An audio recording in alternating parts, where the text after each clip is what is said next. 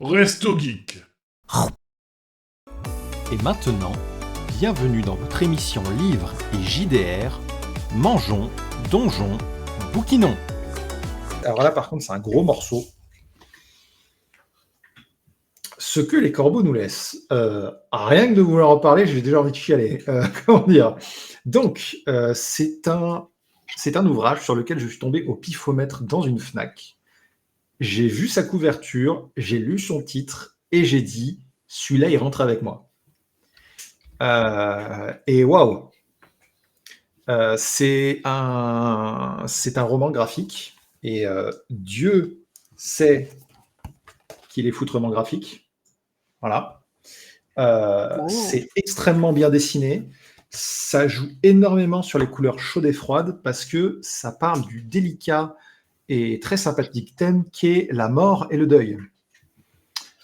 Qu'est-ce que ça raconte ? Nous sommes en Normandie médiévale et nous suivons Aldaric et Tariq, deux frères qui vivent aux côtés de leur maman qui s'appelle, je suis désolé si je le prononce mal, Galswint, qui du coup elle est celte, et ses enfants sont nés d'un père norvégien et d'une mère celte.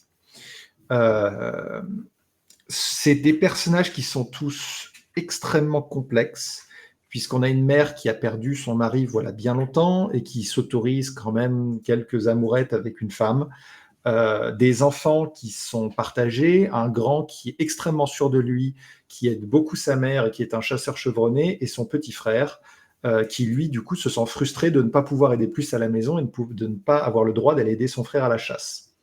Et tout commence lorsque, en étant dans une balade en forêt, alors que le petit essaie d'aller chasser en ignorant les ordres de son grand frère et de sa mère, il tombe dans une embuscade, se fait rattraper par le passé de ses propres parents dont il n'a aucune connaissance, et alors qu'il a deux droits de se faire égorger, son frère prend sa place et décède.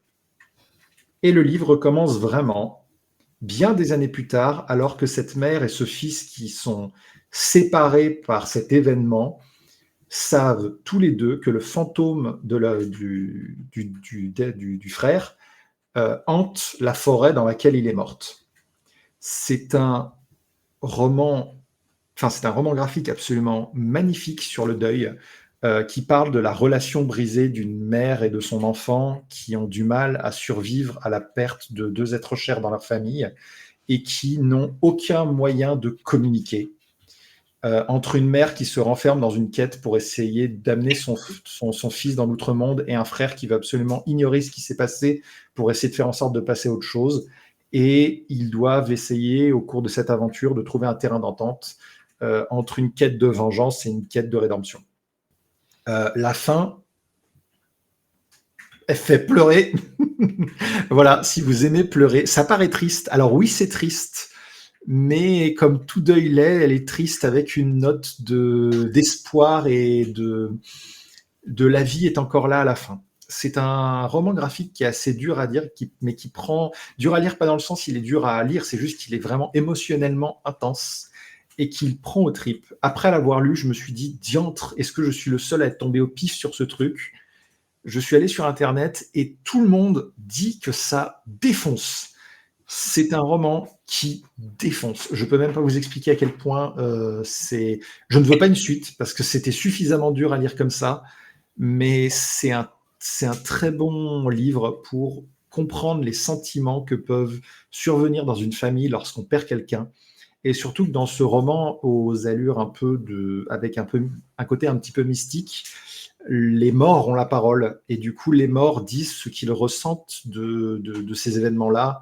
Et c'est une part très importante, je trouve, du deuil, de qu'est-ce qui se passerait si les morts pouvaient nous dire ce qu'ils ressentent après être partis et après nous avoir laissés. Donc, je suis tout à fait d'accord avec toi, Amélie. C'est du coup, le côté graphique rajoute un aspect peut-être plus visuel, mais ça rend la chose... En fait, souvent, c'est que l'usage des couleurs, surtout dans ce livre-là, l'usage des couleurs est très important, et alors que les scènes vraiment tristes qui parlent de fantômes sont dans des tons très froids, on est avec les vivants dans des tons très chauds, et ça passe beaucoup par l'usage du fait que le frère restant veut absolument mettre la tunique de son grand frère, et la tunique de son grand frère est bleue. Et c'est pas un choix anodin, je pense, puisque c'est une couleur froide, couleur qu'aura le fantôme de son frère. Et là, du coup, sur la